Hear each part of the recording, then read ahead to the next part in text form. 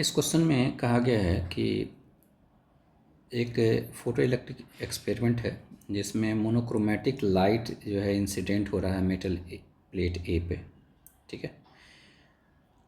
और इस दोनों प्लेट को एक बैटरी जिसका 5 वोल्ट ईएमएफ है, ये दोनों प्लेट इस 5 वोल्ट बैटरी के क्रॉस लगा हुआ है। इस 5 वोल्ट बैटरी के वजह से इस दोनों प्लेट के बीच में अंदर इलेक्ट्रिक फील्ड डेवलप होगा। ठीक है, राइट साइड में।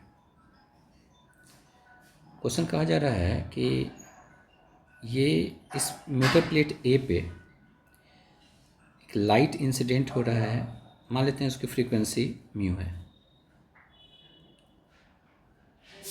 ठीक है, तो ये जो लाइट इस मेटल प्लेट ए पर जो इंसिडेंट होगा,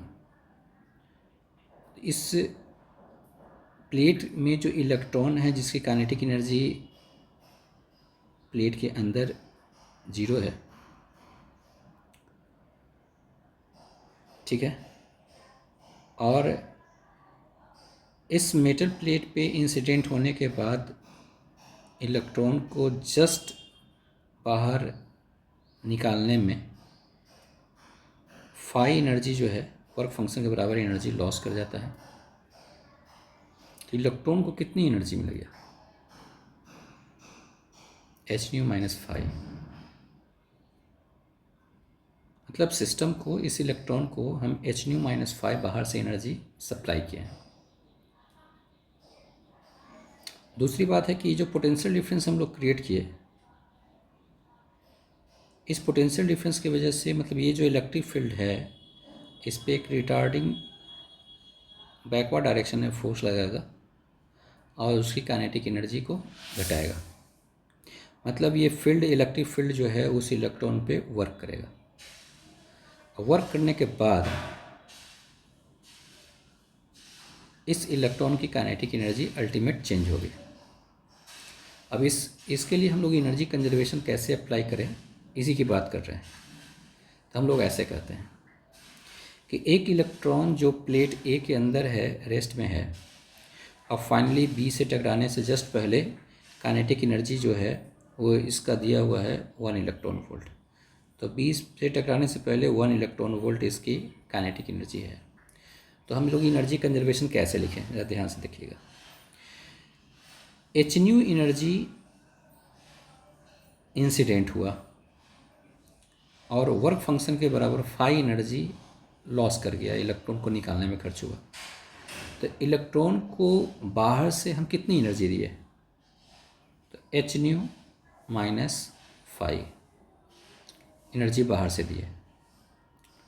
ठीक है, तो ये एक्सटर्नल एजेंट की तरह काम किया कि h-nu माइनस फाई एनर्जी हम इलेक्ट्रॉन को दिए। और एनर्जी कहाँ से दिए? तो ये जो इलेक्ट्रिक फील्ड है वो भी ये जो इलेक्ट्रिक फील्ड है वो इस इलेक्ट्रॉन पे वर्क किया है। तो work done by electric field अगर हम लोग निकालते हैं तो हम लोग कैसे लिखते हैं? Work done by electric field मतलब फील्ड भी वर्क किया है, इलेक्ट्रिक फील्ड वर्क किया। ठीक है, ये इतनी एनर्जी हम बाहर से दिए, इतना इलेक्ट्रिक फील्ड उस पर वर्क किया। अल्टीमेट जो सिस्टम की जो काइनेटिक एनर्जी, मतलब इलेक्ट्रॉन की जो काइनेटिक एनर्जी हुई एक kb, और इनिशियली जो इलेक्ट्रॉन की एनर्जी था मेटल के अंदर वो हमारा 0 था। फाइनल काइनेटिक एनर्जी हमको 1 इलेक्ट्रॉन वोल्ट दिया हुआ है। और हम लोग जैसा कि जानते हैं कि work done by electric field जो होता है वो होता है charge q into potential at A minus potential at B. तो यहाँ पे चार्ज इलेक्ट्रॉन है, ए का पोटेंशियल में से बी का पोटेंशियल घटाएंगे तो ये 5 वोल्ट आएगा। इसका मतलब फील्ड जो है वो -5 इलेक्ट्रॉन वोल्ट वर्क किया है। तो हम जो इक्वेशन हम फिगर ए के लिए लिखेंगे वो कुछ इस तरह से लिखेंगे, h-nu, ठीक है, h-nu हम लोग जो इक्वेशन लिखेंगे वो कुछ इस तरह से लिखेंगे, देखिएगा, h-nu -5, ठीक है। Work done by electric field जो होगा हमारा इतना होगा -5 electron volt is equal to B पर काइनेटिक एनर्जी होगा 1 इलेक्ट्रॉन वोल्ट, और ए पर मतलब इनिशियली मेटल के अंदर इलेक्ट्रॉन इसकी काइनेटिक एनर्जी 0, तो ये 0। तो ये हमारा h⁻⁻5 is equal to 6 electron volt, ये हमारे पास इक्वेशन नंबर 1 आया। ये हम एनर्जी कंजर्वेशन लिखे हैं फिगर 1 के लिए, फिगर ए के लिए एनर्जी लिखे, ठीक है। ठीक है, उसी तरह से हम इसके लिए एनर्जी अगर लिखें तो आप यहाँ से देख रहे हैं कि बी जो है हायर पोटेंशियल पे है और ए लोअर पोटेंशियल पे, तो इसके अंदर इलेक्ट्रिक फील्ड जो होगा वो इस तरफ होगा, ठीक है।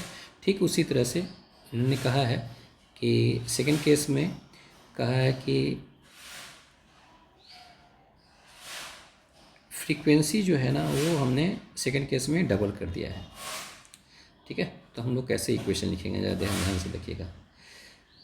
देखिए वर्क एनर्जी थ्योरम, वर्क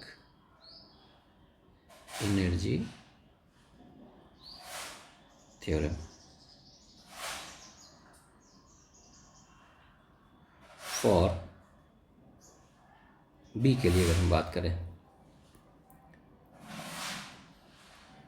ये बी के लिए कितना होगा, कितना एनर्जी आया,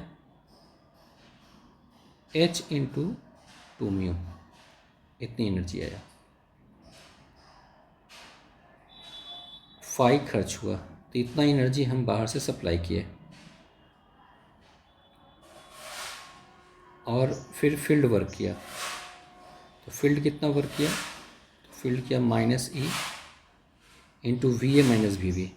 तो इस बार VA माइनस VB जो होगा कितना होगा देखिएगा, बी हाई पोटेंशियल पे है, तो VA माइनस VB इस केस में हमारा -5 वोल्ट है, तो यहाँ से हम -5 वोल्ट यहाँ पुट कर देते हैं, ठीक है।